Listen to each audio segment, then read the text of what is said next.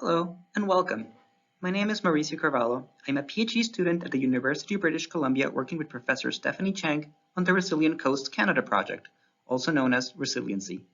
If you're not familiar with it, Resiliency is a free online platform designed to facilitate knowledge exchange on hazard risk reduction between coastal communities in Canada. We believe many different people can benefit from the platform, including community and disaster management planners, engineers, researchers, among others. Resiliency currently provides information on 5 coastal hazards: coastal and riverine flooding, earthquakes, tsunamis, and marine contaminant spills. Our database now covers coastal communities across 7 provinces for a total of 182 coastal communities on both the western and eastern coasts, as well as the Hudson Bay. Each community is assessed across 25 hazard vulnerability indicators to help us establish community-specific profiles. Additionally, our team has reviewed publicly available planning documents and recorded over 2,100 risk reduction actions undertaken by these communities, such as introducing specific construction guidelines or restricting developments in areas at high risk of flooding. The platform allows a user to find coastal hazard vulnerability information on any of the 182 coastal communities included in our database. Community profiles include information on hazard exposure, as well as on the 25 indicators used to analyze the community's potential vulnerability to coastal hazards. The user may also review the list of actions taken by these communities to reduce their vulnerability and exposure to coastal hazards, which includes a link to the original documents if more information is desired. Most notably, the user may identify additional communities with similar coastal hazard vulnerability profiles, providing an in-depth, one-on-one comparison showing in which areas they are similar and where they differ, based on the 25 indicators used. Additionally, the platform provides contact information for users interested in connecting with specific communities to learn more about what their peers are doing to build community resiliency. With our most recent update to Resiliency, released in May 2022, we've expanded the geographic coverage of the platform to include 3 new communities in Quebec: Quebec City, Rimouski, and Gaspé.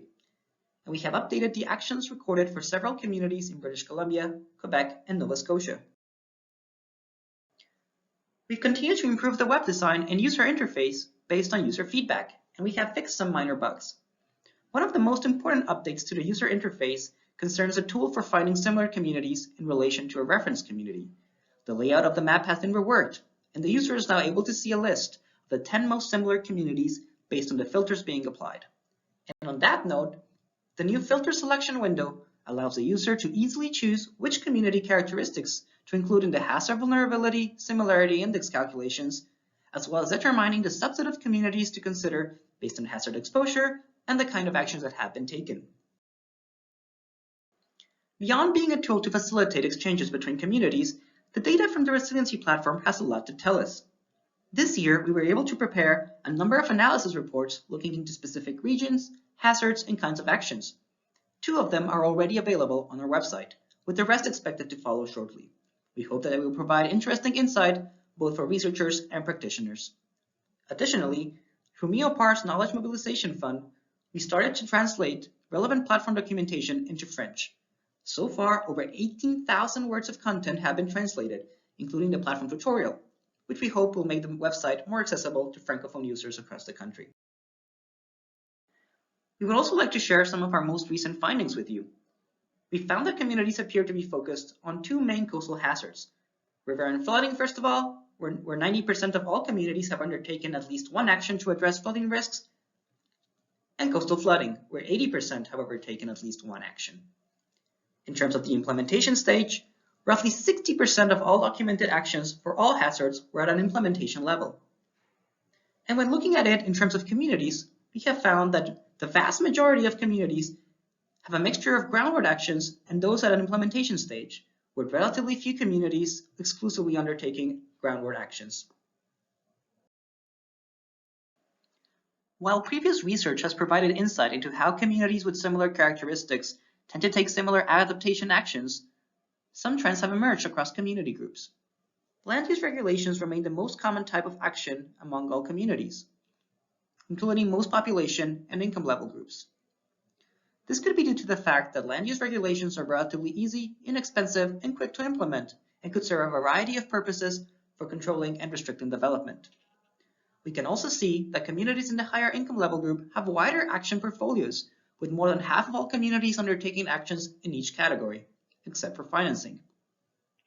On the other hand, the most common action in communities in the lower income group corresponds to technical studies, which could indicate that these communities are still working on better understanding their vulnerability profiles and the options available to them before committing to specific projects. When looking at the long-term strategies of actions targeting flood risks, we can see that the most popular strategy was to accommodate developments, regardless of income level and community size. This could correspond, for instance, to imposing a minimum elevation for ground floors or allowing only certain kinds of developments in specific locations. This shows an overall preference to continue or adapt developments to withstand flooding events, without necessarily resorting to costly protective infrastructure. On the other hand, retreat is the least popular strategy. Indeed, research has shown that it is often seen as a last resort. For instance, no community in the high income group, which tend to have more resources available to them, has implemented retreat actions, and the prevalence of protective actions in this community group is much higher than for other communities.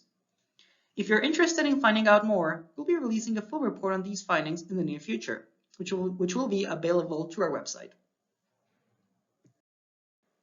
Even though data collection has been completed and no major updates are planned for the platform, our team is still busy finalizing different items.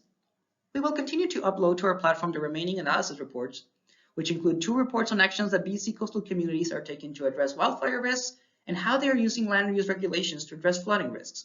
A final synthesis report will follow, as well as an updated version of our platform tutorial. As of the time of recording this presentation, we're also finalizing the translation of the relevant documentation into French. Finally, we hope to continue our analysis of the resiliency database. We believe there is a lot to learn from the available data on how communities are approaching coastal hazards. We hope to be able to share our findings with all of you, so stay tuned for all of these updates in the near future. If what you've seen looks interesting, we encourage you to use this link or the QR code on the screen to start exploring resiliency for yourself.